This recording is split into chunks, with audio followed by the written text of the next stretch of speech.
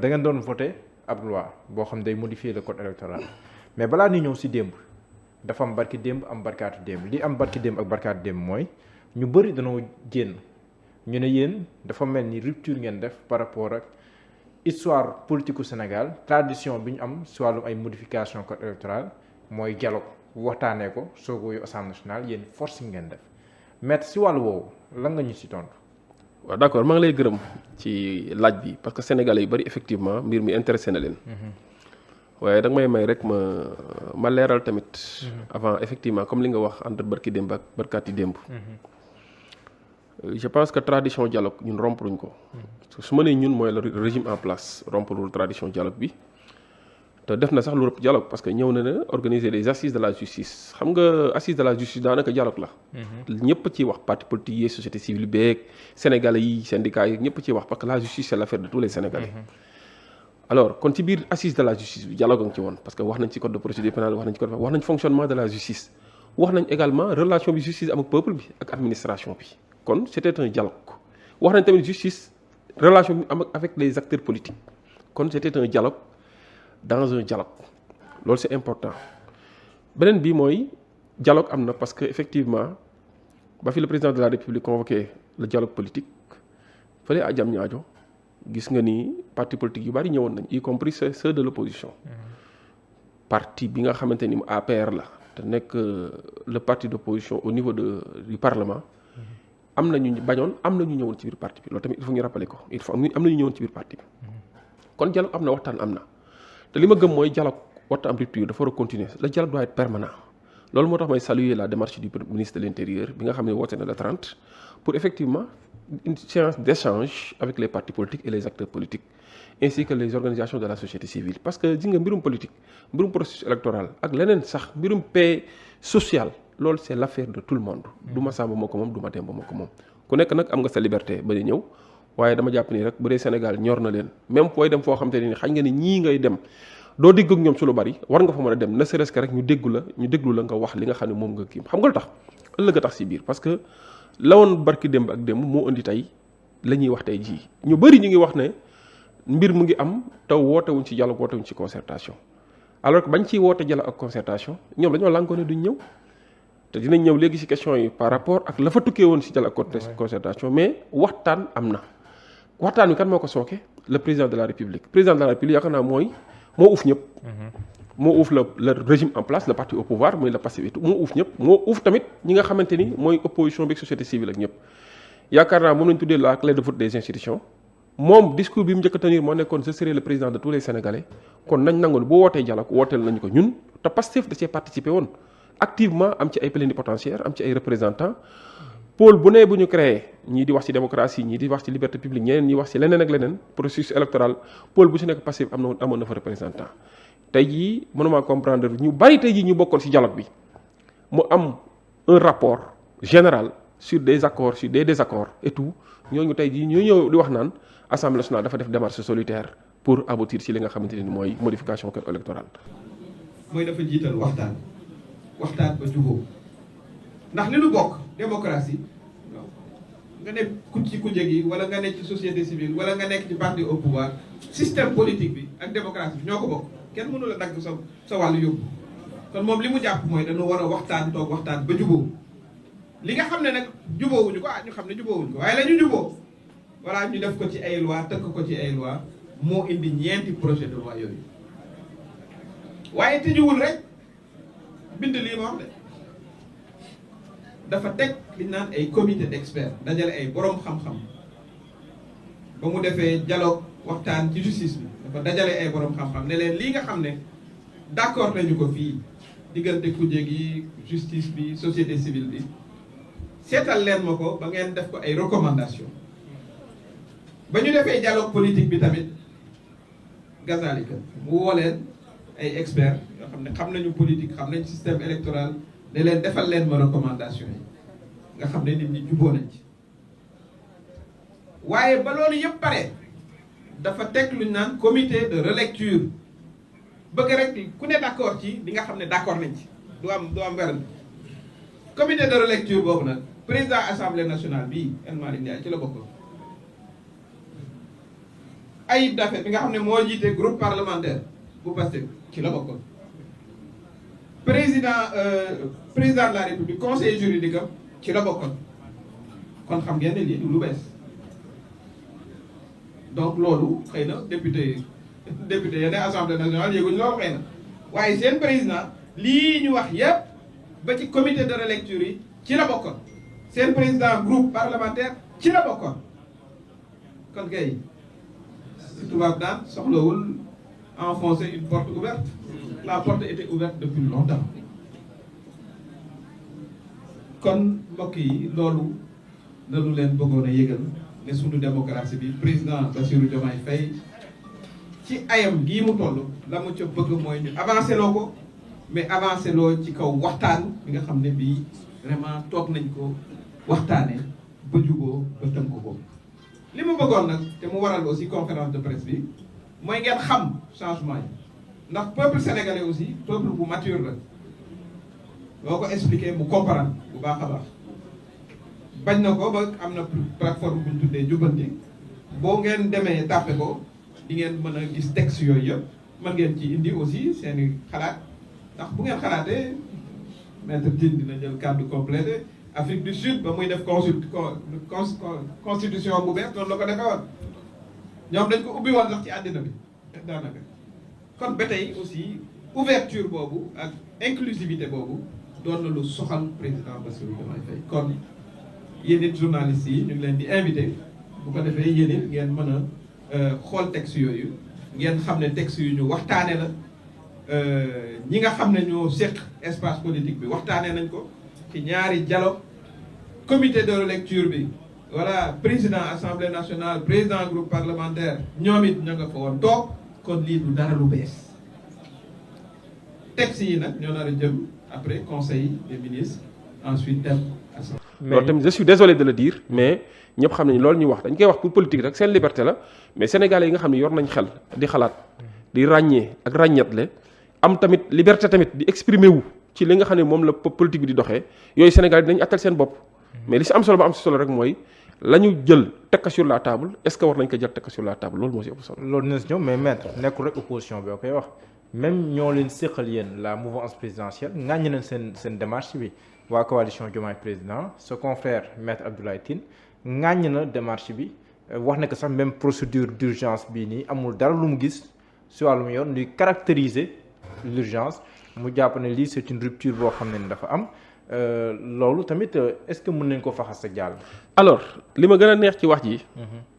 mooy ñoom ba tey dañ naan démarche mais duñu wax le fond dañ naan démarche mais duñu wax l'objet le fond la finalité ñoom ñëpp xam nañ ne c'est une bonne chose c'est une excellente chose c'est une bonne nouvelle pour la démocratie. sur la démarche tout à l'heure j'ai dit que dañoo am liberté di wax nañ wax seen liberté la te tant que ñu ngi fi nekk bëgg a wax même bu fekkee la ñuy wax ñëpp xam nañ tegul ci yoon ñun dinañ leen jox condition ak liberté bu ñu ko waxee. yow yaa wax ne ñoom ñoo wax ne démarche bi ànduñu si. ku si ne am na si sa jugement mais li tax ànduñu si ñoom dañ ni boolewuñ leen si dañoo juum ki wax loolu si dialogue ba mu ngi fa woon ki wax loolu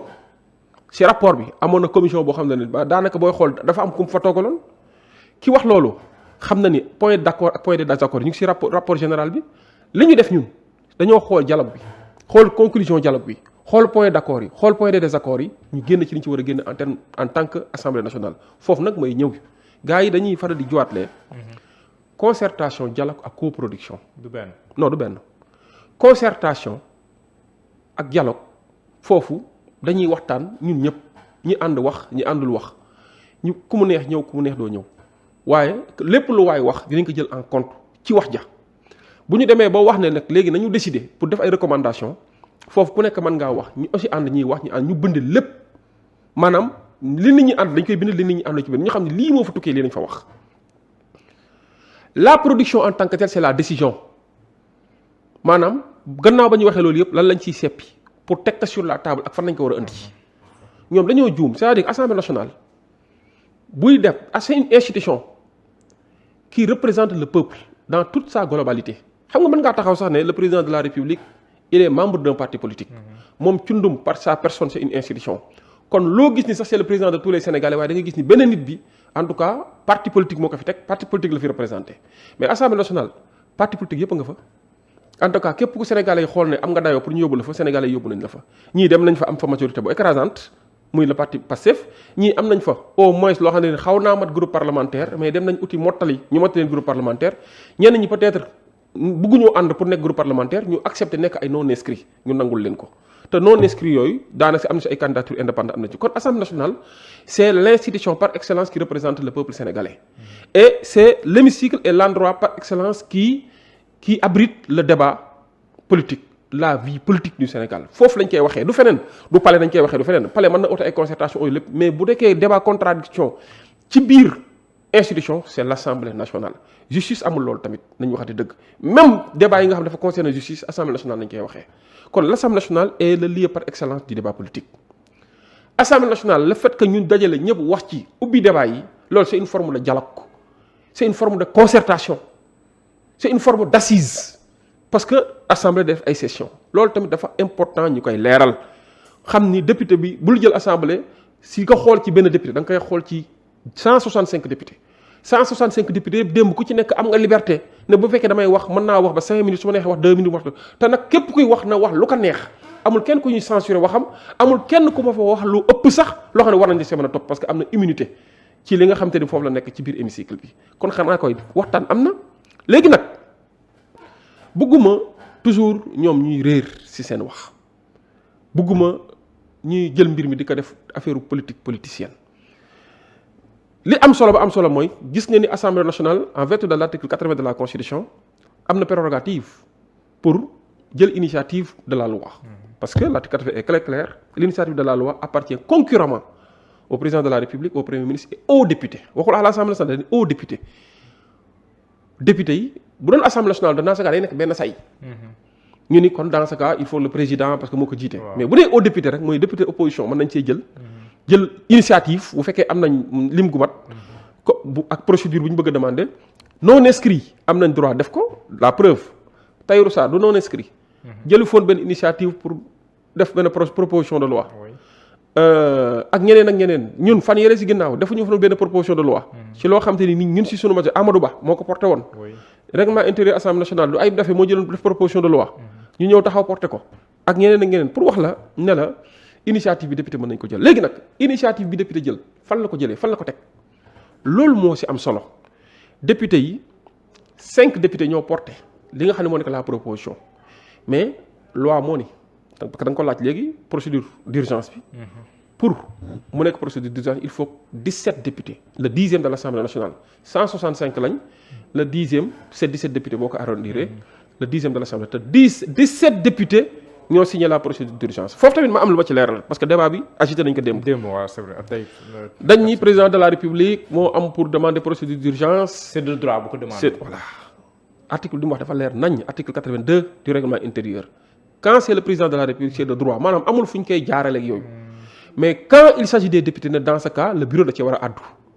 ñu soumettre que bureau bi ñu addu ci avant ñuy convoquer la conférence des présidents booy xoolee dama lay jox rek à titre de rappel avant ñuy egsi fii fi ñu jógee le 31 décembre 2025 le député yi njëkk a signé proposition de loi bi déposé ko sur la table du président de la République sur la table du président de l'Assemblée nationale 31 décembre le 31 décembre 2025 lañ njëkk a jël projet te dara changé wu ci de proposition de loi bi dara changé wu lañ déposé woon moom lañ déposé woon le 31 décembre 2025 jàppal bien jël date boobu waaw bañ ko déposé xam nga 31 décembre yàlla discours du chef de l'État oui si discours boobu si le chef de l'État annoncé woon ne effectivement il est en train de réfléchir sur les mécanismes pour déposer avant mars avant fin mars sur la table du président de l'Assemblée nationale le paquet de réformes qui concerne le code électoral la cour constitutionnelle la constitution l'organe en charge des élections la loi sur les partis politiques moom moo ko waxoon paquet de réformes la ba ñu ñëwee ba ñu waxee loolu automatiquement ngi dañoo demander député dañoo demander retirer ko comme président wax na ko nañ ko retirer parce que mënta am ñaari mbir yuy wax ci même objet am même finalité bi si lañ ko retirer jàppal bu baax 31 décembre si lañ di dem ba fin mars déposé wuñ ko jamono jooju sax dégg nga fi benn sama naataango avocat. oui maître Abdoulaye Tine. mu ne woon génnoon ba non wax li mu wax sax dafa yéeme. dafa ma wax Assemblée nationale. dafa ma désigné. ne man maa ngi ak sama loxo président de la République jox na ko. il a été question man ma génne def un démenti formel. avec ñu daan ignore pour wax leen ne leen du demee ni comme ni nga ko waxee. et puis nañ retenir ne mbir mi xanaa bala muy egsi si man sax dina jaar ci bureau assemblée. bureau assemblée convoqué conférence des présidents te alaa muy ex bureau assemblée sax dina jaar pour conseil des ministres waa conseil des ministres adopté ko si la ñëw rectifié wu gis nga ni waxatu ci. mais su nekkoon lapsus avant projet de loi la bëggoon wax mu nekk lapsus. non avant projet de loi du nekk samay loxo sax. waaw loolu moom. loolu tamit beneen mbir la avant projet de loi sax du nekk samay loxo. alors même bu nekkee lapsus nañ ko nangul. mais lapsus yu dem ba ni maître Abdoulaye Tall président de la commission des lois mu ngeeg mbir mi loolu c'est révélateur. peut-être dafa juum xamul te ko juum xamul nag am humilité na xamul dañ koy dimbali nag xamal ka mu xam wa ilaa juumul xamul moo ko tey waxee ko noonu pour peut-être essayer de jeter en pâture maître Abdoulaye Tall mais maître Abdoulaye Tall làmmiñam jaayee gu ko ba koy bay bañ a tontu damay tontu leeral ka nag te lépp nañ teg ci dëgg ak yar te yaakaar naa noonu la ko defee. ñu ñëw ba fin mars gis nga ni dara sottiwul le 2 avril lu baax jàppatal date. waaw le 2 avril. le 2 avril si la député yooyu. li ñu déposé woon le 31 décembre. oui retiré waat ko si lañ ko déposé waat te bañ koy déposé waat amul virgule bu si changé. kon dans sa xa kon xam nga ni dynamique bi ñu àndoon du dynamique bu solitaire. ñu ngi bàyyi xel lu bari dañoo àndoog ci benn dynamique boo xam ne duñ entrer en contradiction jamais. avec le président wala le régime sax en place. bu fekkee ni si c'est dans l'intérêt du peuple sénégalais. d'accord bu fekkee leneen la tamit dañuy jël suñu responsabilité en tant que député. le 2 avril bañ ko déposé. mais le bureau du politique le bureau de l'Assemblée nationale n'a pas été convoqué le 2 avril dañoo toog ba le 13 avril le bureau a été convoqué pour ñu statuer sur la recevabilité avec la demande de procédure d'urgence le bureau statue ci automatiquement le président de l'Assemblée a fait une lettre pour transmettre au président de la République parce que il doit requérir son avis et le président de la République a 10 jours pour répondre. Imaginez le 13 avril 10 jours yi lan la du le 23 wala 24 avril au plus tard pour répondre. Le président a donné sa réponse je pense que le président El Malick Ndiaye génn na démb réponse wane ko et tout nit ñi sax xam nañ déjà contenu réponse bi et li si ëpp solo mooy contenu réponse bi mooy le président n'est pas contre. waaw loolu moom c'est certain. n'est pas contre et puis damay leeral ne président bañ koy saisir ci loolu comme ay proposition de loi ñaari proposition de loi nañ ko saisiré. benn bi ça porte sur effectivement la modification des articles L29 et L30. beneen bi ça porte sur l'article 118 du règlement intérieur parce que c'est une loi organique le règlement intérieur de l'Assemblée nationale. ñaar yëpp comme ay proposition de loi la ñu jëm saisir que ci comme loi bi moo ko wax constitution moo ko wax règlement intérieur saisir que pour jox ko avis. pour mu jox avis am tontu si ñaar yëpp ne benn bi nga xam dafa aju si règlement intérieur bi moom amu ci benn observation mais bi nga xamante ni dafa aju si modification électorale. observation yi mu ci am mooy mu ngi reconnaître ne daanaka même objectif bi la ñaar yi di topp même objectif mu ni ma leeral tamit ne am na projet de réforme boo xam ne les députés yi di topp dañ koy toppale maanaam même objectif bi même finalité la. fexe ba modifier code électoral wala ñu am mais moom sax dañ koy abroger. jëlaale en compte d'autres considérations. déglu lu baax moo la. d'autres considérations. foofu nag la mbir mi amee solo mooy réponse am mooy ñàkku cee ànd parce que am na leneen loo xam te ne nii projet la bu jóge ci moom boo xam te ne lu mel nii la bëgg mu am. waaye sax mu gën a yaatu ci. loo xamante ni nii dafa toucher non seulement code électoral mais toucher yeneen i institutions. parce que moom code électoral bu bees la indi. voilà code électoral bu bees léegi nag comme ñëwagul foofu nag la important yi ñu ni pourquoi. urgence parce que bu ñu ko dugal woon procédure d'urgence mën nañoo dem ba mois de juillet wala mois de août di ci doog a àddu parce que day koy inscrire ci les affaires en instance yi nekk assemblée nationale am na yu ko fa jiitu li tax waruñoo dugg ba mois de juillet xam nga lan moo tax y a un protocole de la CEDEAO c'est un protocole qui date du 21 décembre 2001 c'est le protocole 1201 CEDEAO damaa bëgg bu baax nit ñi dem vérifier loolu protocole bi mu ngi tudd c'est un protocole qui sur la démocratie et la bonne gouvernance protocole boobu ci article 2 paragraphe 1 déglu bu baax li may wax article 2 paragraphe protocole dani il est recommandé de ne pas modifier les règles du jeu électoral à 6 mois d'une élection léegi élection yi war a ñëw en principe. mais à moins qu'il y ait un consensus. waaw xaaral foofu laay ñëw. texte bi wax na loolu ne à moins que acteurs politiques yi. oui retrouver wu ci consensus. depuis l'histoire politique du Sénégal. wax ma ban année lañ toog ci mbirum élection ñu am ci un consensus fort ne ñun ñëpp d'accord nañ ci nii la war a doxee wax ma benn rek. ah gars rek 92 la ñuy wax te man fekkee ma ko. consensus 92 boobu ñaata at la amoon ñaata at nga amoon 92 yaa loolu rek gàcce la loolu mooy kon à partir de 92 mu ñoo déggoon ci lenn. est-ce que dañoo war a tomber mosuñu non si c'est la vérité. à partir de 92 mosuñoo déggatoo ci lenn ñii dañuy wax jaar nii ñii di wax jaar na le ku ci nekk di xool ay intérêt crypto personnel ñenn ñi di xool loo xam ne yëngal réew mi te loolu genre yaakaar naa loolu du rafet ci Sénégal parce que Sénégal dañ ko kañ bàkk ka ci ni mu nekkee un modèle de démocratie Sénégal dañ ko kañ bàkk ka ci ni mu nekkee une vitrine démocratique ici en Afrique comme dans le monde entier loolu moo tax Sénégal bu fi élection ñëwee daanaka booy xool observateurs yëpp dañuy ñëw pour jaay modèle u Sénégal ay élection apaisée nga fiy dégg ay élection inclusive nga fiy dégg même bu fekkee de par le passé gis nañ fi ay élection yoo xam ne ki fi nekkoon ñëwoon na di choisir ay candidats te loolu sax moo gën a andi lii ñu ne dañ koy xeex dañ ko fiy jëlee alors protocole bi nga xam ne mooy protocole bu du 21 décembre 2001 ñëw à son article 2 à paragraphe 1 taxaw ne à 6 mois des élections mën nañoo modifier le processus électoral les règles du jeu maanaam le code électoral à moins que acte politique yi dëppoo nangu si li nga xamante ni mooy l'essentiel te ñi ne gis nañ loolu amul parce que dialogue bi bañ ko wootee sax acte politique yi d'accord ci lu bari d'accord wuñ ci lu bari na daanaka mën na ba 6 points de désaccord te mën naa see lim ñaar bii ñuy wax ni si la bokk ak statut du chef de l'opposition statut chef de l'opposition si la bokk ak yeneen alors pour wax leen ne la kon lu ñu xaar ba délai bi jot ñu daal di tomber de date dugg ci piège boo xam kenn du mën a laaj le processus électoral muy lan ñu hérité loo xam ne Macky Sall moo ko fi bàyyi ba pare di ci demaat élection loolu gàccale si ñun bul fàtte ni élection 2024 Macky Sall moo ko organisé moom ak ay règles du jeu yu mu fixé woon élection législative yi nga xamante ni daanaka booy xool mbir mi daanaka booy xool mënuñ ko woon parce que dañoo dissoudre assemblée nationale nekk ci urgence et conseil constitutionnel wax ñu ne on ne peut pas aller au-delà du mois de novembre loolu moo tax ñu fixé que le 17 novembre loolu mënoo foon modifier le code électoral jamono jot tamit amoon majorité pour modifier le code électoral loo fa dugal gars yi excusez-moi loo fa dugal gars yi rejeté ko kon kañ nañ am majorité mooy à partir du 17 novembre si lañ bëgg a modifier li nga xamante ni ay erreur la woon yu Macky Sall defoon ay disposition liberticide lañ dugaloon ci biir constitution bi pour écarter ku mu neex mooy bokk ku neexul doo bokk ñu ni loolu dañ koy jéem loolu gàccale si ñun ñuy dem ci élection yoo xam ne tey jii am nañ les coups de franche organiser que en toute impartialité organiser que en toute tranquillité en toute sérénité organiser que de façon inclusive et transparente ñu taxaw di dem ci règle du jeu yoo xam ne Macky Sall moo ko defoon te règle yooyu ñun ñëpp crié woon sous tous les toits pour dénoncer ko il faut que loolu tamit nit ñi bañ ko fàtte bu ñu demee ba am suñu cëggalu gi war a dem ay élection di dem di tëgg suñu élection ci règle Macky Sall tegoon mais loolu gàcce la si ñun te règle yi fi Macky Sall tegoon mooy lan mooy dafa tëj woon ubbeeku amul woon dafa tëj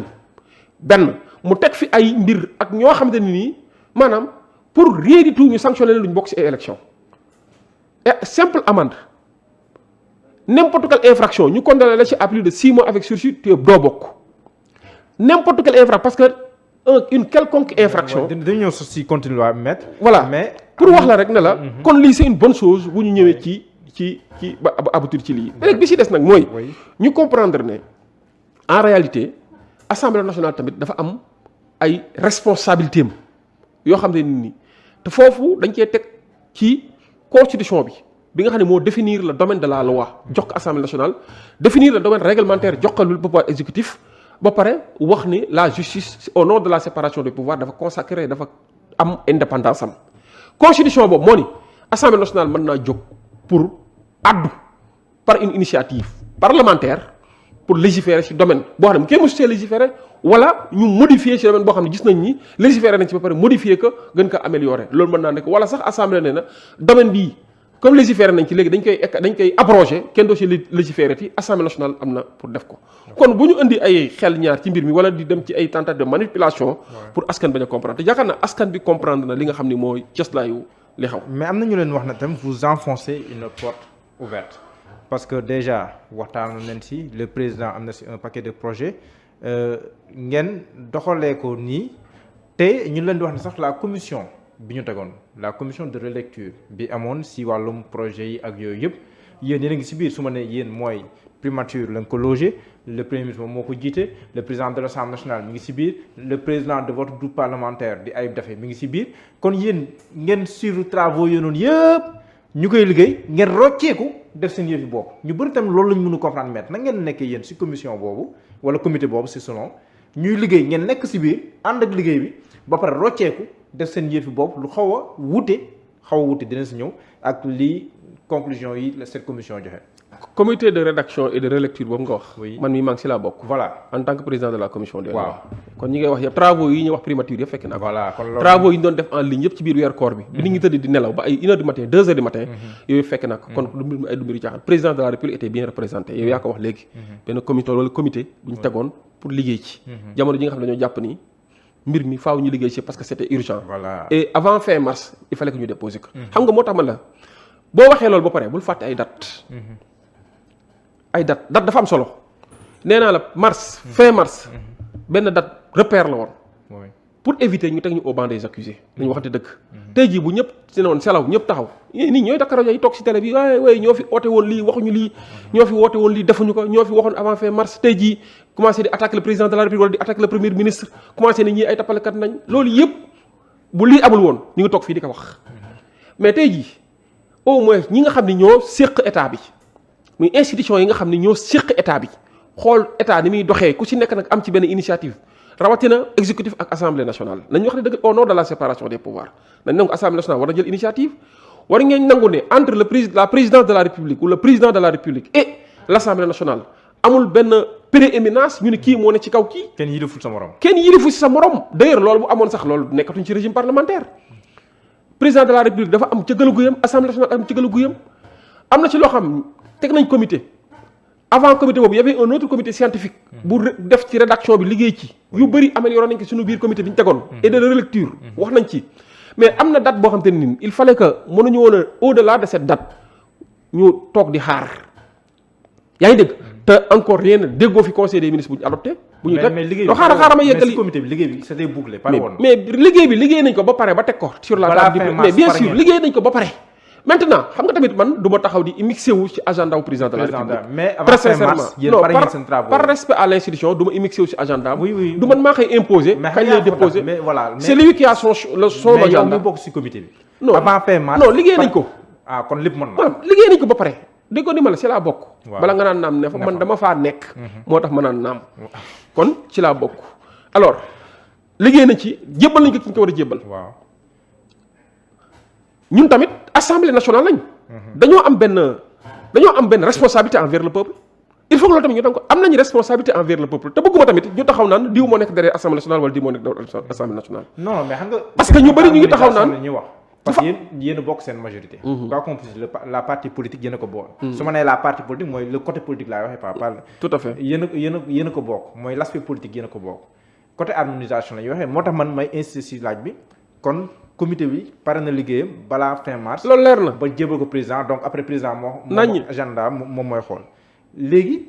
kon ñii di wax ne ndax loolu kon da ngay màbbal ñii di wax ne kon ñoom Maître Abdoulaye Tall ñu ngi woon ci comité bi dañoo nekk ci comité ba pare comité bi di liggéey ñu ràmmee accord de courant ndax loolu da koy faxas non loolu c'est pas vrai ñi koy wax dañuy wax nii rek pour amuser la galerie wala di faire du meublement mais en réalité waxuñu dëgg ils sont dans la manipulation lan mooy ràmmee à contre courant le président de la république nee na ci AVM li ñu andi teg ko moom tamit am na projet boo xam ne poursuit les mêmes objectifs. Autorité parlementaire, il y a un président élu, il y a un programme qu'il met en place. Mais nous avons, et c'est le trésor du Sénégal, c'est sa stabilité. Je crois que ça, il faut qu'on le comprenne fondamentalement. C'est l'occasion vraiment aussi de penser, d'avoir une pensée pour nos frères au Mali. Le président reste dans la tradition sénégalaise. Je pense que Maître Tine l'a dit tout à l'heure. Les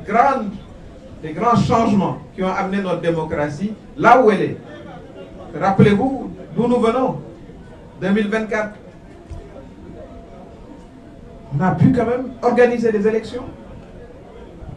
transparentes. Mais évidemment, le système a besoin, est toujours perfectible. Il faut toujours perfectionner son système. Et c'est pour ça que 2 mois après son élection, il a appelé à une concertation des assises de la justice. Ce n'était pas des discussions faciles, hein? Mais tout le monde a convenu que désormais, il ne sera plus possible d'éliminer des candidats juste parce que vous considérez que bon, il est une menace, etc. Ça, c'est terminé. Et tout le monde était d'accord. Ça date déjà de presque 2 ans. Donc, l'OUBES a bouffi. Il n'y a rien de nouveau sous le soleil. Ce consensus a été consacré par toute la classe politique. Le président Bassirou Diomaye Faye considère qu'il a également à imprimer ses empreintes sur l'avancée de la démocratie sénégalaise. C'est ça qu'il a facilité ce dialogue. Et il l'a dit dès le début. Je vous invite à revoir ses discours. Qu'il ne se mettrait pas en travers de décisions consensuelles. C'est ce qu'il a traduit par ces 4 projets de loi. Mais dans la Constitution, enfin dans l'élaboration de ces projets de loi, il ne s'est pas, comme j'ai dit, enfermé au palais pour le faire. Je vous ai dit le comité de relecture. Mais il y avait le président de l'Assemblée nationale. C'est à l'Assemblée nationale qu'on va discuter d'une partie du paquet. Pourtant, il était là dans le comité de relecture des 4 avant-projets de loi. Le président du groupe parlementaire majoritaire, le PASTEF, Ayib Daffé, était là. Il est membre du comité de relecture. Tout comme il y avait le conseiller juridique du président de la République. Pour mettre ensemble, avoir vraiment une réforme consolidante. Et ça, c'est important, c'est fondamental.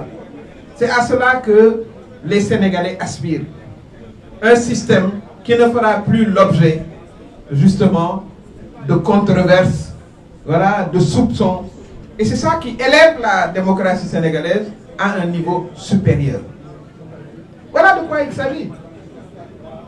Donc, vraiment, c'est un peu difficile à comprendre pour moi, la méthodologie. Mais en tout cas, la méthode, le discours de la méthode de Diomaye est très simple. Le président, li mu jiital mooy lu nu toog waxtaane opposition, majorité, société civile, moom dana fexe ba mu doon loi boo xam ne loi réew mi lay doon. Noonu la démocratie sénégalaise mës a fonctionner. Kon bu fekkee ne dem nañ ba tollu foo xam ne fii am nañ comité boo xam ne lii nga xam ne wax naa ko sànq ci wàllu code électoral, ci wàllu cour constitutionnel bi ñuy indi, ci wàllu xoolaat parrainage bi, ci wàllu fexe ba kenn dootuñu seppi kenn ci ay élection ndax vraiment dañoo war a bëgg a éliminer candidat. Loolu yëpp ñu toog waxtaane ko ba jubóo ba war koo bind. Président assemblée nationale bokk ca ba ñuy bind, président groupe parlementaire bokk ca ba ñuy bind. Kon kay li tubaab naan vraiment enfoncer une porte ouverte mënu ko weesu. lan mooy ramer à contre-courant? Ramer à contre-courant mooy ngay def kii di def le contraire. loolu mooy ramer à contre-courant mooy nga ñëw indi damaa bëgg mu leer keneen ñëw damaa bëgg mu lëndëm rocceeku di def loo xam ne lëndëm kooku mooy ramer te ngeen bokk benn say ba leen ànd. mais ki ñëw taxaw ne damaa bëgg mu leer keneen ki ngeen àndaloo ne damaa bëgg mu leer ne day gën a leer loolu mooy lan moo si nekk ramer à contre-courant. non ñoo wax dëgg loolu benn non loolu ngeen toog ndig rek xaar le président. moom laa lay expliquer dama ne la nga ñi wax noonu maîtriser wuñ dara ci li xew. maîtriser wuñ dara ci li xew mais nag bu coow jugee nag mën nañoo génn di wax loolu seen liberté la ji nga Mouhamed man politique dama jàpp ne ay gentleman rek ñoo ko war a def. gentleman nag boo koy nekk da ngay dëggu bul nekk dans la manipulation bul wax ne contexte bi favorable la pour ma génn wax rek te xamoo sax li ngay wax lan la. moo tax man la ba si des personnes de mauvaise foi duggee ba tey mbir mi dafa jaxasoo te sénégalais nag am nañ droit xool gis ne ñi leen war a représenter ci kaw ci wàllum politique ci débat politique ci assemblée nationale ñooñu nag dañoo war a nekk des personnes dignes de foi pour mën a servir de miroir wala mën a servir d'exemple man loolu laa gëm mais wax parler pour parler ça n'a pas de sens parler pour manipuler ça n'a pas de sens mais nag dañ bàyyi ne peuple sénégalais tamit am nañ xel. ñu ngi xalaat am nañ le sens de la répartie te xam am nañ discernement boo xam ne permettre leen ñu xam ne li kii di wax dëgg la li kii di wax du dëgg li si am solo ba am solo mooy assemblée nationale tey jii dañ ko daan ŋàññi naan amuñ assemblée yi fi jaaroon kenn amu si initiative parlementaire. assemblée yi fi jaar yëpp ñu ni non assemblée ay benn wii rek ñoo fi nekkoon assemblée yoo xam ay instrument de validation la woon président de la république moo fi daan nekk lu mu bëgg ñu jàllale ko biir assemblée nationale te loolu andi woon na fi ay jéeye si biir réew mi. président de la république du temps de Abdoulaye Wade rëkk bi yëngatul woon le 23 juin. fan la nit ñi demoon du assemblée nationale lañ demoon xeexi. la réforme du code électoral bii Macky Sall dugaloon parrainage dëkk bi yëngatul woon. les policiers et les gendarmes étaient partout quadrillés assemblée nationale ñoom ñu dugal jàllale li ñuy war a jàllale. keroog ba ñu ñëwee di modifier waat en 2023 en 2021 di modifier waat le code électoral dëkk bi yëngatu woon na pour wax assemblée yi fi nekkoon législature yi fi nekkoon dañu doon nekk ay instruments de validation des désirs et des commandes de l'exécutif. ñun ñoo woote rupture ñun ñoo woote une assemblée autrement ñun ñoo woote ne ay députés lañ yoo xam dinañ assumer ku ci nekk individuellement pris dina jël ay responsabilités devant le peuple et devant l'histoire ñun ñoo woote loolu. lu ñu woote loolu ba pare ba bëgg a def ñeneen ñi ni ñu doon defee li ñu woote nag mooy rupture la ñu nekk initiative parlementaire dañ koy jël te nag lii xew ni assemblée nationale nangul ne c'est une bonne nouvelle pour la démocratie musul am ñun assemblée nationale jël na initiative pour ñu laal la code électoral musul am dans l'histoire politique du Sénégal mais voilà lu musul am tamit nangul ne tamit assemblée nationale boobu tamit lu musul am muy auditionner le gouvernement ci exécution budget bi à mi-parcours nangul ne loolu musul am te loolu c'était pas en avant bu nag comité de suivi évaluation des politiques publiques bi nga xamante ni sax ñun fekk nañ fi ab règlement intérieur boo xam ne mu institué woon na ko mais mosuñu ko samp démb lañ installé ñi nga xam ne ñoom mooy les membres élus membres de droit yi man nii si laa bokk pour wax la ne la kon assemblée bi am nii nañ wax dëgg rek c'est une assemblée de rupture c'est une assemblée boo xam c'est une bonne nouvelle pour la démocratie mais maître war nga wax li musul am tamit mooy ñuy def modification code électoral majorité parlementaire bi nga xam ne nii le premier ministre président du parti Pastef mooy le chef de la majorité parlementaire am son code électoral ses modifications à droite à gauche en face sax laa war a wax le président de la République am son nouveau code électoral ñoom ñaar ñu confrontation amu ci xam nga confrontation kañ la doon am. oui ñu envoyé président de la République pour avis. mu ñëw ni je ne suis pas d'accord dañu wax ne dëgg rek confrontation mooy. ñaari idées yu wuute. confrontation mooy ñu jox président de la République li ngeen di def nii ànduma ci tey ànduma ci ëllëg dans ce cas bu ñu nekk day yàlla. mais junj xaaral rek non junj amu ci dama ne confrontation mooy président de la République ñëw ne ni day lii ànduma ci ñu taxaw ne que même boo ci àndulee dañ koy jàllale. loolu mooy confrontation te loolu amu ci. moom ci waxam amul lu mu junj lu dul ànd na ci. waaye am na tamit lu mel nii loo xam ne bëgg na kaa dugal. waaye ànd na contre ma mbir mi te am naa lu mel nii loo xam ne nii moo gën a yaatu sax bëgg naa kaa dugal mais loolu mooy nous poursuivons les mêmes objectifs il faut que tamit mbir mi tamit ñu jàngatee ko noonu Mouhamed beneen bi mooy le président de la République dafa am cëgalu gu yëm assemblée nationale am cëgalu gu yëm te ñun Pastef ba ñuy 2017 biñ njëkk a organisé bokk ci ay élections sous la bannière de Ndawi Askan Wi 2017 Pastef moo dem ak coalition bu tudd bannière u Ndawi Askan Wi Ousmane Sonko moo nekkoon tête de liste boobu ñoom ñëpp a ngi fi woon ñun ñëpp a nga ca woon. bon man mi j'étais pas investi mais je vous parle ay de Bassirou Diomaye Diakhar Faye ñëpp a ngi woon ci liste bi ñooñu noonu tey jii ñoo àndoon jël discours boobu ne assemblée bu ñu fa demee am majorité dañuy indi une assemblée de rupture di contrôler l'action gouvernementale di def suivi évaluation des politiques publiques di jël ay initiatives parlementaires loolu lañ continuer ba tey jii keroog ba avant le 17 novembre 2024. mais même discours lañ te ne Sénégalais yi wóoruñu ne assemblée bi am nañ yaakaar du assemblée de complaisance moo fi ñëw du assemblée yoo xam te ne nii ay benn wii wala assemblée yoo xam te ne daal lu nguur gi bëgg rek loolu lay def. mais toog ngeen neexul ba neexul mais toog ngeen xaar dégg nga li ma la wax ñu dañoo joxoon ngeen les 3 mois sànq yaa foofu le 31 décembre le proposition njëkk ñëw président wax ngeen teg ko suuf après ngeen ñëwaat le 2 avril. donc xaar ngeen kon ça veut dire que am na déglu woonte boo xam ne am na en un moment après nag bi ngeen gisul loo leen xam ngeen jël seen yoonu bopp parce que tout à l'heure bàyyi jël seen yoonu bopp amu fi. non parce que sa baat laa jël na nga am na benn piège boo leen bëggoon éviter. voilà mooy le piège des délais mais loolu tamit est-ce que ñun war nañu si day génne que le président de la République peut-être politiquement pour des raisons politiques moom moo retardé. waaw question la waaw mais bu nekkee c'est un peu formulation bi mais moom moo retardé mbir yi pour ñu dugg si 6 mois yi nga xam ne doo leen mën a modifier. la loi est-ce que loolu ngeen di soupçonner dans ça. loolu bu amoon c'est-à-dire li ngay wax nii. bu fekkoon noonu la war a demee. bu mu am. tey jii yéenay toogaat fii seen i plateau au acteur politique na leen pourquoi assemblée di seetaan ba loolu am. tey jii yéenay toogaat c'est comme assemblée seetaanul ba loolu amul nañ sant yàlla suñu borom. rupture de confiance am na. non rupture de confiance au contraire la confiance est consolidée et renforcée rupture de confiance envers qui. entre vous et le président. non mais loolu amul politiquement laay wax. non loolu peut-être en tant qu'institution, moi politiquement. je parle de li ñu engagé le président a réaffirmé son ancrage dans le PASTEF bu fekkee da nga kaa jëlee ci côté rupture de confiance entre ñun ak président xanaa ci côté parti politique ngay jël te loolu moom il a réaffirmé son ancrage il a réaffirmé son ancrage on lui a donné acte bu posé acte boo xam dafa entrer en contradiction ñun dinañ ko analyser froidement ñun tamit en tirer les conséquences mais xam nga lu ci am solo du mbirum rupture de confiance entre la présidence de la République et l'Assemblée nationale nee naa la il faut que tamit nit ki tamit ñu nangal ko yow boo amee sa soxna boo amee sa kër yor sa ñaari soxna kii nombre de jours yi lay aye kii nombre de jours yi lay aye ku ci nekk boo ayee moo xool li muy caf-cafalee ba ceebam gën a neex est-ce que mën nga reprocher ne sa ñaareel bi suppu kànja bu mu togg li mu saf bokkul ak aaw bi suppu kànja bi mu toggal li mu safoon ci koy mën nga imposer caf ka kii ko imposer keneen moo tax ku ci nekk da nga koy bëgg ayam la bàyyil mu déroulé comme ni mu ko bëgg a déroulé maintenant peuple sénégalais ñooy atte ndax suppu kànja bi moo dàq bii wala suppu kànja bi moo dàq bale mais peuple bu sénégalais mooy borom kër gi exemple rek laay joxe quoi mooy borom kër gi mais mën ñëw taxaw di imposer une volonté boo xam ne dañuy fee la war a jógee di ko imposer keneen déedéet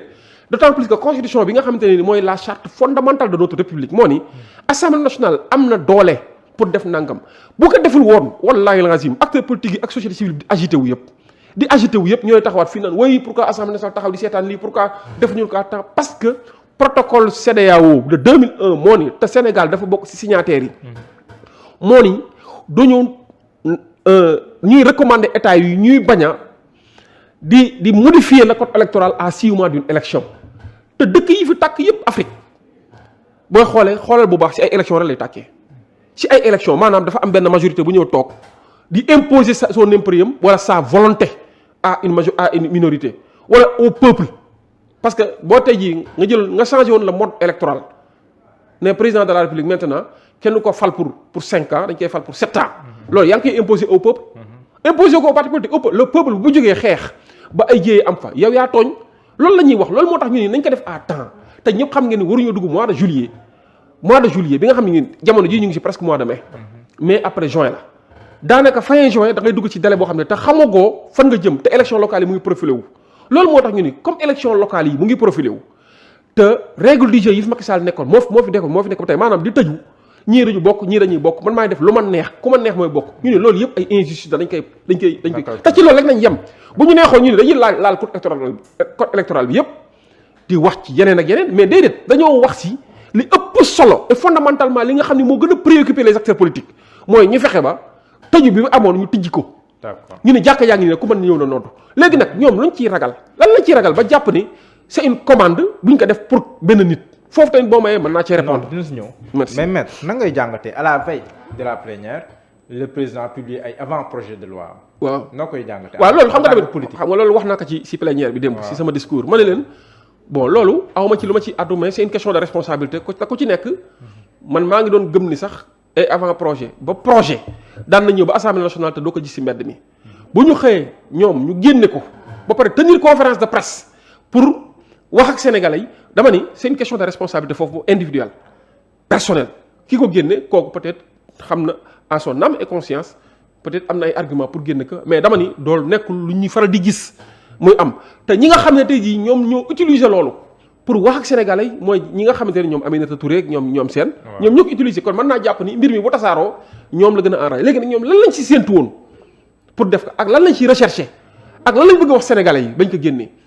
bu fekkee dañoo bëgg wax sénégalais yi xaaral ñun retiré ko non bu ñu bëggee wax sénégalais yi ne leen am nañ ay projets yoo xam ne ni ay avant projet yoo xam ne ni dafa concerner le conseil constitutionnel pour def ko une cour constitutionnelle assemblée nationale bi waxagu ci bu fekkee dañ ni am nañ avant projet boo xam te ni nii dafa concerner les partis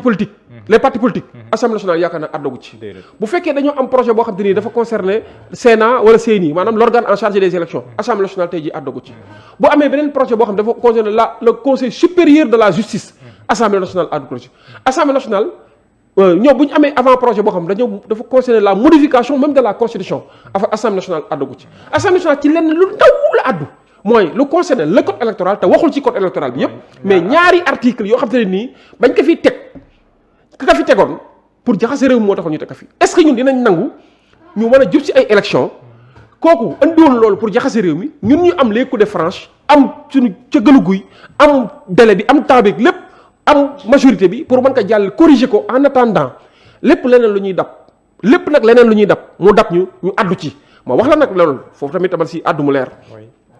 avant projet yii ñuy wax ñu ngi koy xaar même buñ ko xaaree bu egsee assemblée nationale da ciy àddu bu laajee ñu amandé ko dañ koy amandé pour gën kaa ñoŋal pour mu gën a jàppandal la preuve proposition de loi bi nga xam jàll na démb man amandé naa ko. dinaa si ñëw amendement dinaa si ñëw de bu laajee amendement dañ koy bu laajee rejet tam ngeen rejet. mais loolu mooy sunu responsabilité buñ demee ba gis ne te dama lay wax leneen jamono ju ñuy wax ay résolution de mise en accusation devant la haute cour de justice. waaw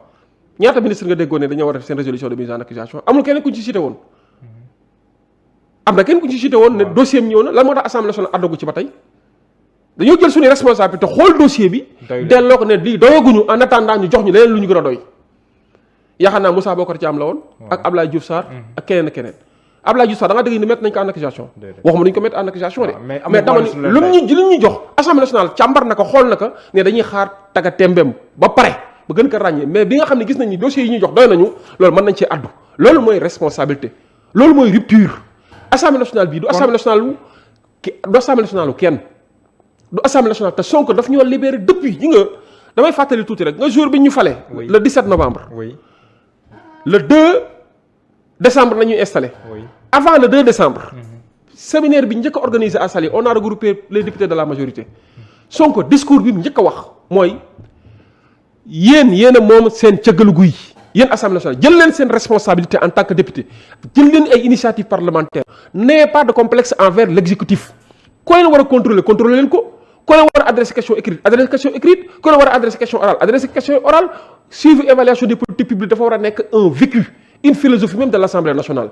moom moo ñu ko wax kooku ku la wax loolu kay libéré na la ne la jëlee ses responsabilités te moom daf ñu wax nañu du moom Sonko moo leen atte ëllëg c'est le peuple sénégalais moo leen atte ëllëg bu leen fi nekk di def ni assemblée yi doon defee bu leen fi nekk di doxalee comme ni ñu doon doxalee assemblée nationale du ni barab bu ñuy saaga di xeex di doonte ay cropagne assemblée nationale daanaka c'est l'institution par excellence qui représente le peuple dans toutes ses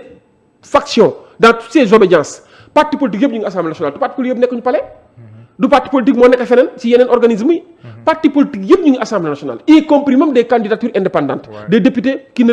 relèvent de qu'un parti politique ñu ngi biir assemblée nationale muy jël leen seen responsabilité loolu rek jot na pour peuple sénégalais bi après àtte leen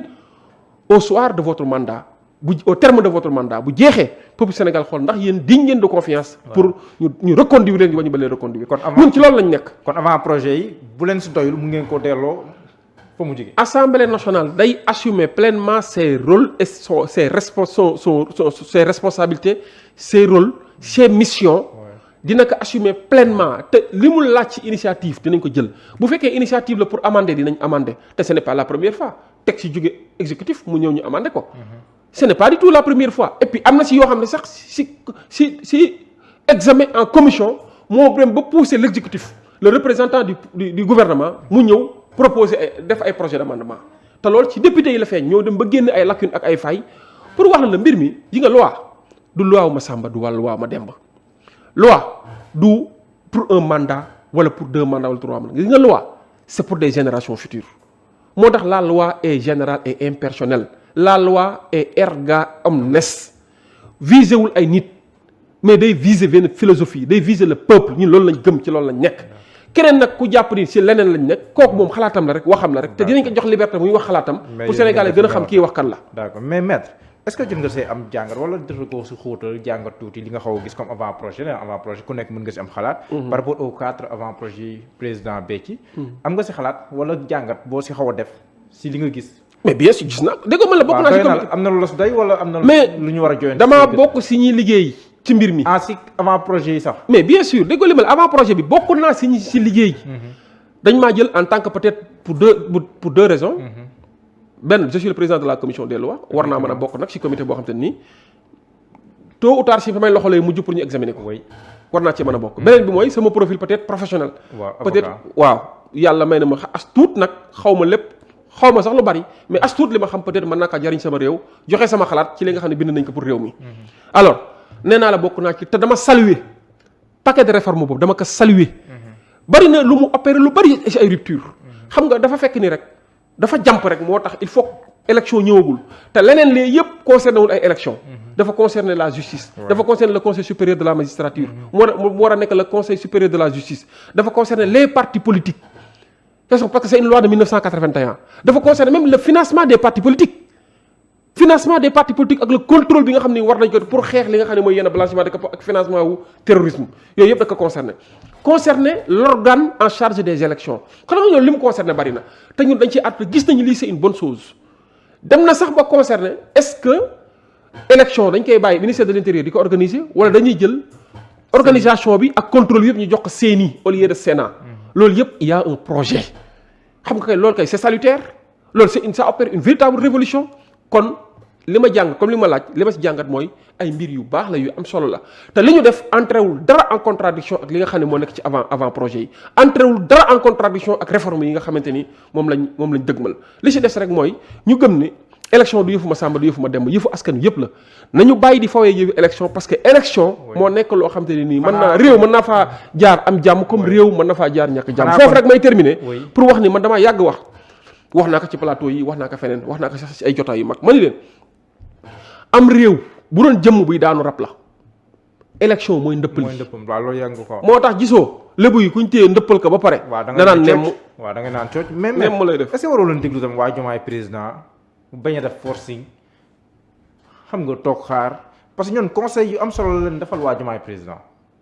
comme yan maanaam ngeen retiré woon affaire bi bañ a def écoutez lañ tuddee forcing écoutez faut pas tamit ñu man bëgguma di personnaliser le débat ne ma waa Diomaye président Diomaye boobu ñuy wax nee na Pastef la bokk kon non nangul ko ak man Diomaye bi ñuy wax naan Diomaye président moom nee na Pastef la bokk kon man awma lu may wax ay waa loolu rek mooy problème non mais xaaral rek laajuloo ndax yaa ngi Pastef waaw defal doucement xam nga yow kenn laajuloo waaw dégg moom laa la wax mooy moom ñu ko koy laaj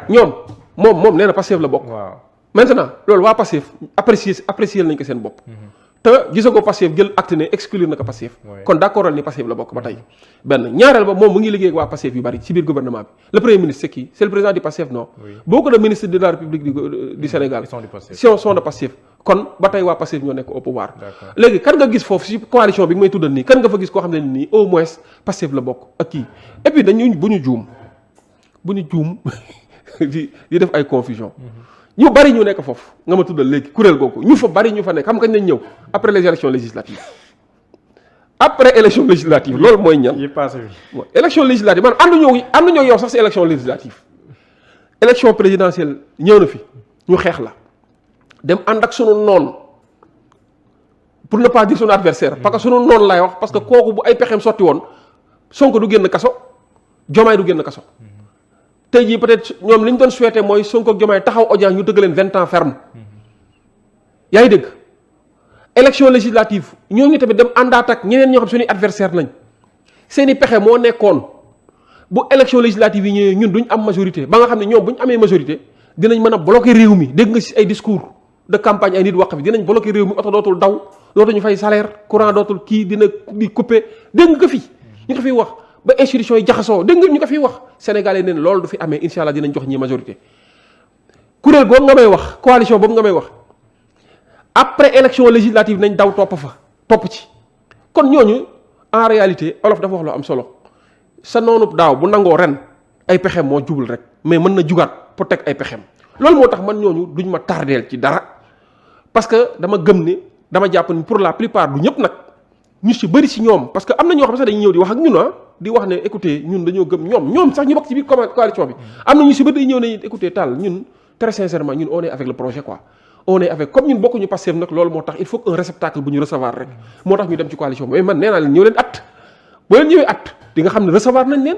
am na si ñoo xamante ni nag ay bukk yi sàngoo deru bay nañ seeni bopp la ñuy doxale parce que gis naa fa ay nit yoo xam ne si benn déclaration xaw ma benn conférence wala benn rencontre wax nañ bay pantal di wax bay bonde di wax yoo xam ne nii kañ koy waxal sax waxul loolu mais pour wax la rek ne la man du ma attardé wu si ñoom seeni conseil bi ma su ma jàppee ni peut-être am na lu ci baax mën naa ci bàyyi xel mais su ma jàppee ni ñii dañuy teg ay pexe rek pour yëngal réew mi pour ma nekkul ay conseil mais ay pexe la pour yëngal réew mi alors damaa gëm ne ñooñu duñ ñu tardeel ci lenn te ñooñu réew mi taxu leen a jóg pour la plupart ñuy wax réew mi taxu leen a jóg seen agenda bopp lañ yor seen projet bopp lañ yor tey jii mën naa laa wax ni seen objectif principal biñ bëgg mooy ñu anéantir la Pastef mais loolu nag dama lay wax amuñu doole ji amuñu xalaat bi amuñu taxawaay bi amuñu fit bi amuñu courage bi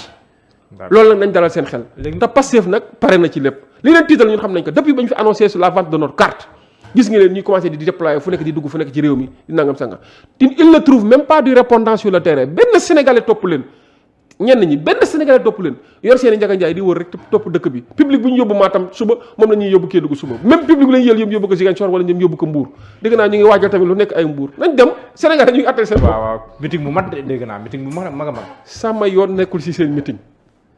mais bu fekkee nag mën nañoo mobiliser Mbour a ngi noonu mais dugg na sa territoire sa territoire lañ dugg de maître xam nga politique moo neex ci nga liberté dama ko accès la liberté est sacrée surtout des libertés publiques mais bii sa territoire lañ non dama ni surtout les libertés publiques sama territoire boobu man maa ngi ci terrain sa territoire bi menacé nañ ko de dama ni sànq ne la man sama noonu wala sama adversaire même bu amee opinion boo xam ne man d'accord ma ci te mu bëgg a wax ko ñun ñoo ko war a créer les conditions pour mu wax ko non bii duñ ko wax de bii dañuy ñëw tibb yow si sa territoire yow tibb si yow on verra bien gars yi weesu leen wax de seeni kanam rawuli bët buñ fi nekk nag bu fi kenn ñëw nag jël ay car Matam wala jëlee ay car Saint-Louis di importer ay kii ay xaw ma lan ñi remplir wax ma ay militants de mais ñu remplir seen i meeting ak seen i événement yaa ngi dégg mais nag ku si nekk am nga sa liberté déployer yooyu ñenn ñi il préfère def ay proximité man depuis un certain moment maa ngi ci proximité yi métti maa ngi ci benn opération diisoo ak sa gox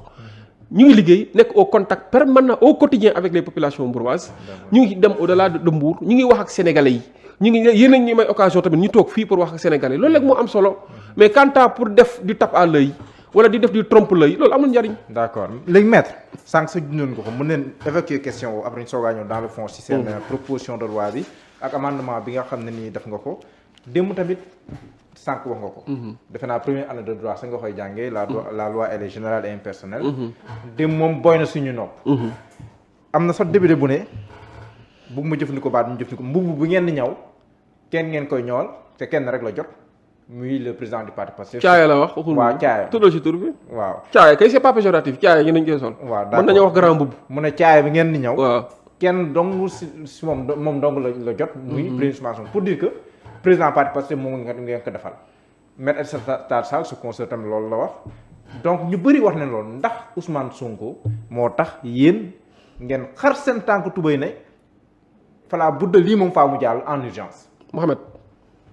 Ousmane Sonko n'est ni demandeur ni bénéficiaire il n'a jamais été xam nga dama ne il n'est ni demandeur ni bénéficiaire il n'a jamais été demandeur pour espérer en être bénéficiaire dama ko leer mooy Ousmane Sonko laajul pour lii am sant ko pour li ñu am laajul pour gagner ci dara loolu benn la ñaareel ba lan moo tax Ousmane Sonko di war koo laaj te mu am lu ëpp lu raw loolu ba pare lan moo tax mu war koo laaj Ousmane Sonko boo demee ci article L28 du code électoral alinéa 2 ñëpp d'accord nañ ci moo tax Ousmane Sonko mën a voter élection présidentielle mën a nekk tête de liste mën a am siège yu député am na mandat député parce que dafa suspendre son mandat suppléant am Ismaïla Wade moo fa nekk suspendre mandat am loolu benn la ñaareel ba ñii taxaw di wax naan Ousmane Sonko dina bokk am du bokk ñenn ñi nangul naa leen dañoo xamul moo tax dañuy douter ñenn ñi ils sont de mauvaise foi ñoo la gën a xam ne Ousmane Sonko day bokk kon taxaw naan Ousmane Sonko moo tax wallahi wax ju yàqu kese la ba ñu tàmmee di agité bañ naan sax cour suprême àdduna si rabat d'arrêt bi ba nit ñi commencé di tiit di jaaxle te ñun taxaw nañ toog may ngeen ñu occasion ñu tribune bi ñu toog fii wax ak sénégalais ne leen les droits de Ousmane Sonko sont intacts lenn entaché wu ko en terme d'éligibilité ou d'inéligibilité lenn entaché wu ko en terme de déchéance de droit ou pas Ousmane Sonko conserve ses droits intacts il est électeur il est inscrit il est éligible en tant que sénégalais article L57 bi wax sax ne tout candidat électeur man pour man tout candidat électeur bi lu ko taxoon a jóg mooy les candidats qui ne sont pas inscrits sur le fichier électoral tout candidat électeur boobu ba tey moo nekk ci article L57 te kenn mënu ko faa jindi boo ko fi jindee tamit li muy gën a consacré mooy yore ubbeeku li si am solo ba am solo ci mooy Ousmane Sonko n'a jamais été demandeur il n'est pas bénéficiaire les bénéficiaires dëggantaan dañuy wax dëgg mais ñu ngi ci opposition bi te wax naa ko dem sama intervention léegi nit ñaa ngi nekk di agité wu am na sax ñoo xam ne maa ngi leen doon xaar nag ñu agité wu mais mbir mi dégg nga Barthélémy Dias wax si est-ce que dégg nga mu àddu ci ak ñeneen ak ñeneen am na si ñoo xamante ne nii condamné leen à la suite de l'exercice d'une liberté publique. Déthié Fall jofuñu ko fi 6 mois avec sursis ba mu génnee pour dem kër Ousmane Sonko Mame Diarra Fam defuñu ko fi atte ko fi def ko 6 mois avec sursis Ahmed Aïdara attewuñu ko fi def ko 6 mois avec sursis ak ñeneen ak ñeneen on me dira que way seen dossier mu ngi en appel ba tey voilà ñu ne les faits sont amnistiés alhamdulilah mais imaginez à la suite de l'exercice d'une liberté publique yow nga ni sama àq ak sama yelleef laa bëgg ñu reconnaître que respecter que police ñëw jàpp la koleel la ay actes et manœuvres de nature à compromettre la sécurité publique dëgg la ñu dugal la ci kaso bi atte la daan boo xam te ne tey jii mënoo bokk ñooñu lañ wax ni erreur la Macky Sall moo ko defoon rek pour te cible première Ousmane Sonko la woon. Conquérir des suffrages ou à exercer le droit de vote pour moi ça doit être dépassé dans notre République. Il est temps que le Sénégal s'ouvre vers une ère nouvelle, où on ne peut pas éliminer un candidat simplement parce qu'il a eu à subir une amende de 200 000 francs ferme. Pour moi, c'était une loi injuste et je suis vraiment d'accord avec la position du Parlement actuel dans l'idée que cette loi est une loi révolutionnaire et permet d'ouvrir un peu le jeu démocratique. Parce qu'un pays doit savoir aussi avancer et ça c'est important. L'autre élément, c'est que j'ai eu à entendre le cas de quelqu'un dont on a parlé, dans l'intérêt de la manifestation de la vérité, parce que personnellement, je peux dire et humblement que je suis un témoin privilégié de l'histoire. L'histoire, depuis en tout cas peut-être une dizaine d'années, et on a parlé de loi personnelle, c'est-à-dire une loi qui a été taillée sur mesure selon l'expression consacrée par un certain nombre de députés, dont je respecte d'ailleurs la position, mais j'ai un point de vue différent. À mon avis,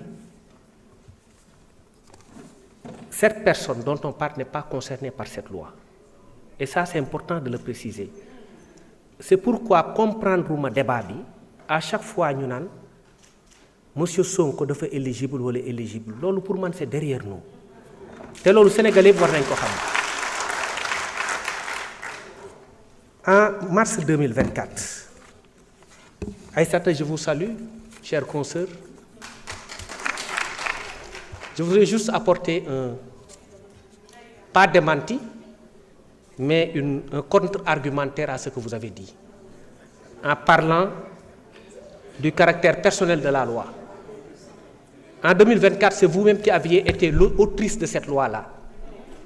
Et vous dénoncez le fait que la loi présente offre les caractéristiques d'une loi personnelle, c'est-à-dire une loi taillée sur mesure pour le compte de M. Sonko. Et vous parlez même de galimatia, de confusion. Je ne suis pas d'accord avec vous, Aïssata. Dans l'exposé des motifs de la loi que vous avez vous-même faite, la loi d'amnistie, vous dites, dans le but d'apaisement du climat politique et social, de renforcement de la cohésion nationale, de consolidation du dialogue national et afin de permettre à certaines personnes, et vous dites aujourd'hui que la loi doit être impersonnelle, à certaines personnes qui ont eu maille à partir avec la justice de participer pleinement à la vie démocratique. Et en écrivant ça, vous pensiez à qui? Disons-nous la vérité, à Ousmane Sonko. Et c'était hors consensus. C'était par-delà tout consensus. Vous l'avez fait unilatéralement, vous avez forcé les choses et vous avez fait voter la loi. Et je me rappelle qu'à l'époque, je pense que Pastef avait voté contre. Les autres aussi. Et le président Macky Sall, d'ailleurs, a dit récemment qu'il l'a fait contre la volonté de son camp. C'est-à-dire que la loi a été imposée. Et vous dites aujourd'hui que la loi doit procéder d'un consensus. C'est aujourd'hui que vous parlez de consensus. Mais quand même, là, il y a eu un forcing qui a permis d'ailleurs à M. Sonko, au-delà des objectifs recherchés par les législateurs sur lesquels je ne reviendrai pas, parce que ça a créé beaucoup de problèmes au Sénégal, ça a permis à certaines personnes qui étaient sous le coup d'inéligibilité de se réinscrire dans le fichier électoral. C'est à ce niveau-là que M. Ousmane Sonko a été réinscrit sur le fichier électoral. Alors, je ne comprends donc plus le débat. Quelqu'un qui est inscrit dans le fichier, il est éligible et il est électeur. Sauf à vouloir l'enlever de nouveau. Et il faut donc une nouvelle condamnation. Ce qui n'est pas le cas. Donc pour moi, ce débat n'est pas opérant. Donc c'est une loi, à mon avis, qui n'est pas personnelle, qui ne vise pas une personne. C'est ça la vérité. Parce que quand on a déjà un fichier, la loi qui intervient après qu'il a été dans le fichier, cette loi-là est une loi qui le vise. Alors que la loi est hors de portée de cette personne-là parce qu'elle est déjà inscrite dans le fichier électoral. Donc le débat ne se pose pas. Il faut que aussi nous avancions du côté du Bari. Il faut que nous avancions. Ce qui est le problème au Sénégal, c'est la velléité de vouloir éliminer des adversaires politiques. Parce qu'il faut aussi faire attention. Il ne faut pas priver des millions ou des milliers de gens d'un choix de cœur. C'est ça qui est dangereux dans une république. C'est ce qui est guerre yu bari.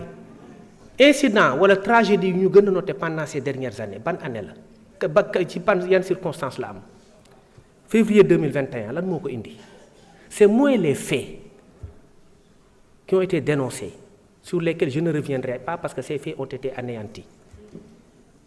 que la perception que les Sénégalais ont qu'on voulait éliminer quelqu'un. Perception boobu moo tax nit ñi génn xeex te loolu warul amaat beneen bi mooy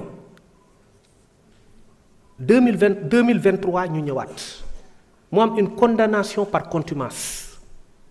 Condamnation bi c'est moins la condamnation que la perception que les Sénégalais ont qu'on voulait éliminer encore quelqu'un. Il y a eu combien de morts? Est-ce que nous avons le droit de replonger dans ces heures sombres de notre pays?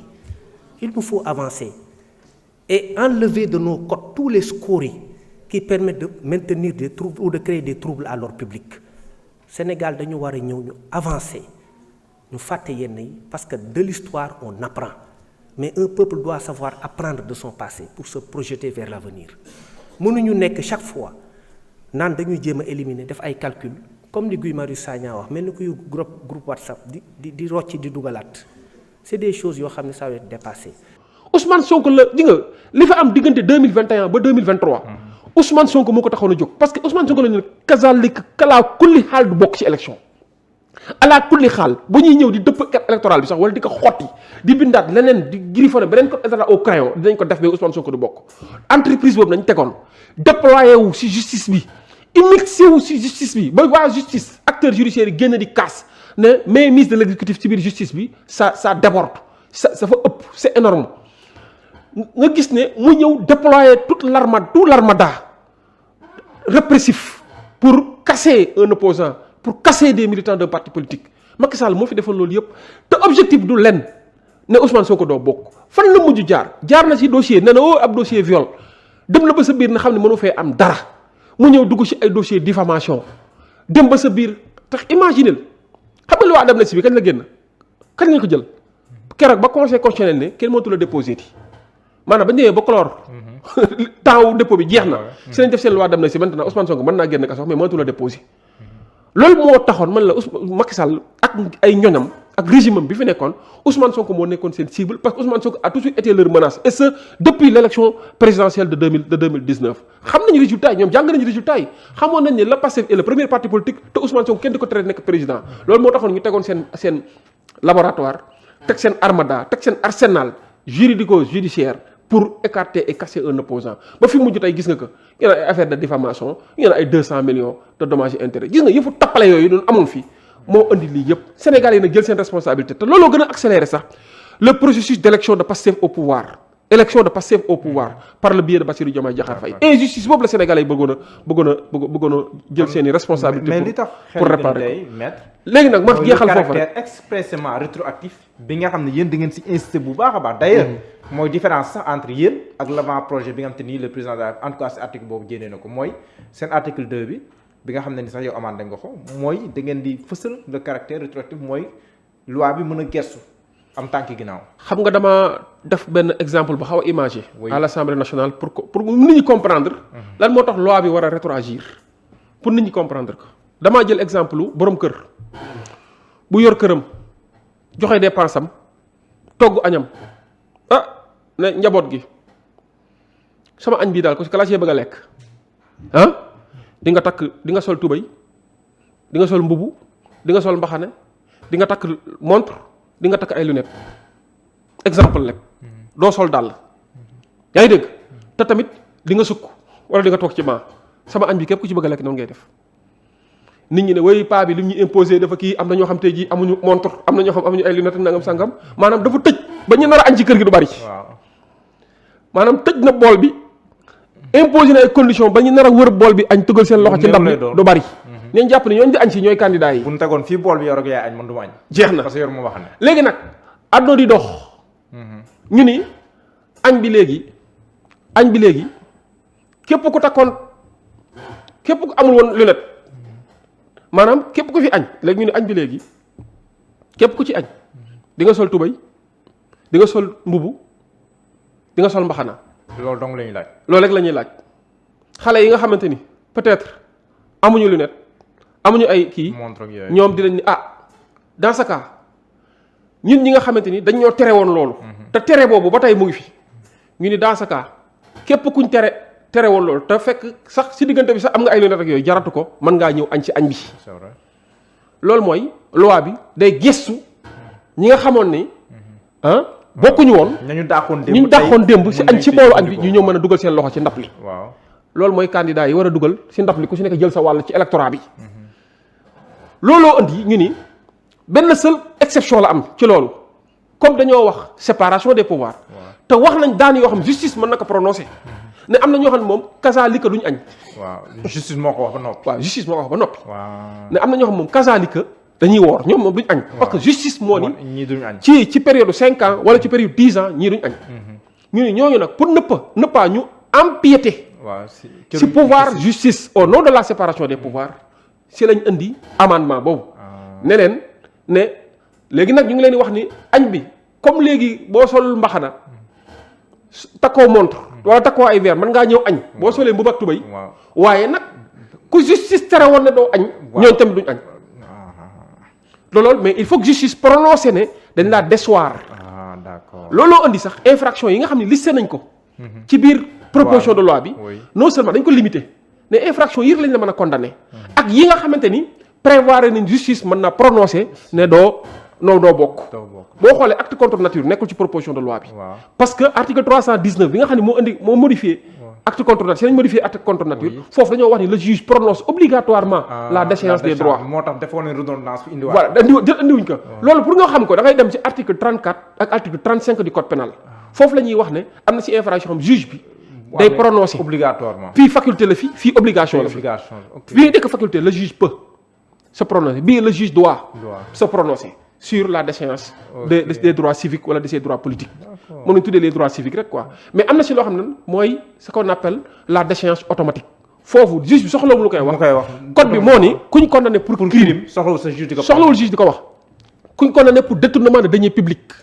kuñ condamné pour escroquerie abus de confiance faux usage de faux. kuñ condamné pour corruption pour concussion kuñ condamné pour blanchiment de capitaux. code bi moo ni kooku bu condamnation bi définitive dañ il faut nga toog 5 ans 5 ans yoo xam du mën a bokk ci élection au-delà de 5 ans nag mën naa ñëwaat. d'accord léegi nag ñu ni pour ñooñu noonu nga xam dañuy toog 5 ans duñ ñëwaat képp koo xamante ni justice waxu la doo bokk.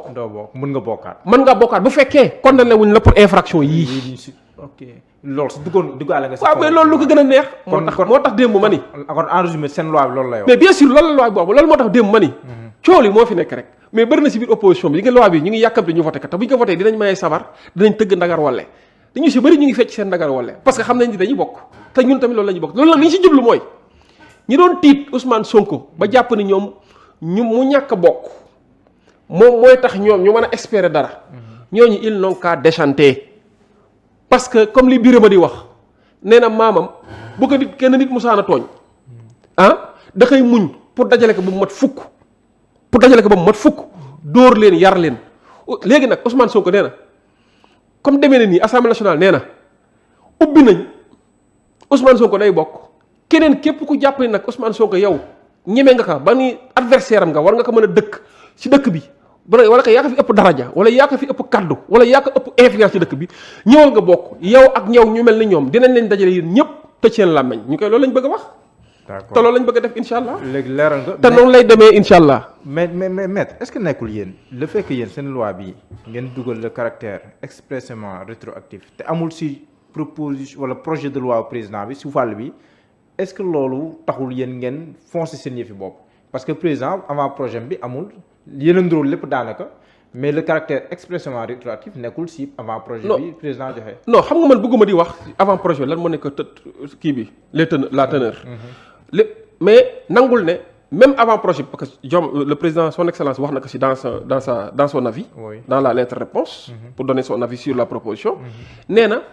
proposition de loi bi député yi joxe ak moom li nga xam ne yoo ko si avant projet yi poursuivre les mêmes objectifs. moom objectif mooy lan ubbeeku ñi nga xam ne dañ leen a xañoon pour ñu bokk ñu fexe ñu bokk. seulement yéen seen bos day gestu te bosu président moom du gestu. non waxuñu la day gestu parce que même réforme mën naa gestu parce que réforme mën naa ñëw indi lu bees ne dans ce cas réforme bi abrogé na bépp disposition wax dafa nekkoon en contradiction avec ce projet wala avec cette loi abrogé nañ ko dans ce cas bu ñu ko abrogé mais loi plus douce dañuy bokk day rétroagir même réforme boo ko defee day rétroagir moo tax ba ñu ngi juum ci mbir mi comme nous poursuivons les mêmes objectifs c'est le même but c'est de faire en sorte que le processus électoral soit le processus de tout le monde fexe que élection yi soit l'affaire de tout le monde sénégalais yi ku bëgg a bokk fexe nag permettre au peuple sénégalais nag de pouvoir discerner parmi ceux qui demandent ñi nga xam ne dañuy laaj ñan la wóolu ëllëg ci biir xam nga lu muy permettre ñu si bari ñuy wax ñu def seen gémmiñ xam ni wër nañ Sénégal may nañ leen ñu wër Sénégal may nañ leen ñu wax ak sénégalais yépp may nañ leen ñu dérouler seen programme de social ou sociétal ou en tout cas seen programme de développement du Sénégal may nañ leen ñu sax ŋàññi seen moromu adversaire gannaaw ba ñu waxee lépp maintenant sénégalais atte nañ nee nañ ko ànd nañu ak yow ci lim bi sénégalais boo jël 100% wu sénégalais électeur boo jël 0,001 nga fa am ki ngay ŋàññ di wër di ko xaj di ko xas di ko saaga sénégalais moom la ñu wóolu 100% boo jël am na ci 90%. te incha allah noonu lay demee bu élection ñëwee fii ak 5 ans wala fii ak 10 ans élection bu fi ñëwti incha allahu rabbi sénégalais jël nañ seen résolution ba pare jël nañ seen décision. léegi maître recours bi opposition bi annoncé tiitalu la au niveau du conseil constitutionnel tiitalu la. lu mu may tiitalee xam nga dama ni la man li ma gëm. dama koy wax fii. gisuma fu conseil constitutionnel mën a jaar ba censurer cette proposition de loi. gisuma ko. wallahi naa sama aqulaay taala c'est-à-dire li ñu càmbar la wax si ak ñi ñu ci war a waxal xool bi defar ka gën ko ñoŋal loolu moo indi amendement bi nga xam ne sax li ñu doon indi ni jiixi jaaxa dina empiéter si pouvoir judiciaire loolu yëpp ñu fexe ba loolu yëpp effacé nañ ko pour ne pas ñu wax ni dañoo laal li nga xamante ni ñun waruñu ko woon laal man pour man li ñu indi nii ñoŋ na rafet na taaral na démocratie et puis c'est une bonne nouvelle. C'est tout à l'honneur de notre démocratie, de notre Assemblée nationale et même de toute la société, les actions, comment on les appelle encore? Les forces vives. De toutes les forces vives de notre nation. Pour moi, c'est tout à l'honneur de tout ce que je viens de dire là. Tout à leur honneur de voir cette proposition de loi prospérer. ñaareel ba c'est tout à l'honneur d'une Assemblée nationale de rupture qu'on a vendue et qu'on a donnée aux Sénégalais. C'est tout à l'honneur du peuple sénégalais. Bien sûr, voilà enfin, am Assemblée nationale boo xam te ni dinañu représenter. Voilà enfin Assemblée nationale boo xam bëgg na dëkk bi bu élection amee sa ëllëg sa nit ñëpp mën a xëy liggéey mu am jàmm. Voilà enfin am nañ Assemblée nationale dina faire en sorte que texte bu ñu voté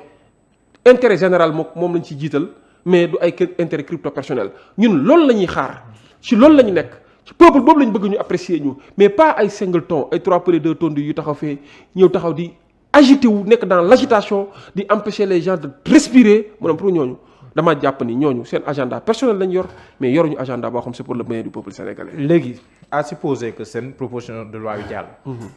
bu projet de loi président ñëwee noonu lañ def ak moom. waaw moom laa lay wax xam nga nee naa la. Assemblée nationale projet bi bu ñëwee da koy jàngat Assemblée nationale muy projet wala muy proposition am nañ droit def ci ay amendements et l'inverse également est possible même si sax on n'a pas l'habitude de le voir par exemple ñu jël proposition de loi exécutif bi ñëw proposer amendement c'est possible maa ngi seen werante ak sama collègue Abdoul Mbow mun ma non loolu mënul nekk ma ne ko loolu mën naa nekk wax ma ban texte moo ni mënul nekk ñun assemblée nationale am nañ droit amender un projet de loi alors que si travaux yi nga xamante ni le gouvernement est représenté ñu ni gouvernement amul pour amender une proposition de loi ma ne ko loolu mënul nekk jàppal ni ñaar yëpp mën naa nekk parce que loi bi c'est pas pour l'Assemblée nationale ce n'est pas pour le gouvernement la loi c'est pour la République yaa ngi dégg projet bu mën a ñëw Assemblée nationale dina ko càmbar commission yi nga xamante ni commission technique bi toog ñu xool profil yi fa nekk ñu waxtaane ci càmbar ko opposition bi naw na siri ñëpp ñëw bokk ci su ko defee ñu xool ba xam ndax réforme bi baax na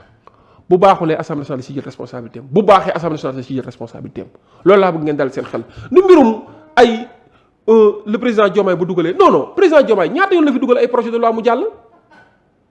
moo tax bëgguma di dugg ci ay confrontation dañoo am non c'est pas ça parce que la République est au-dessus de tout le peuple sénégalais est au-dessus de tout l'intérêt général est au-dessus de tout du ñu ñëw taxaw ay kii crypto personnel ñu taxaw des considérations purement personnelles ñu ñëw taxaw franchement di retarder loo xamante ni sénégalais ñu xaar ci feneen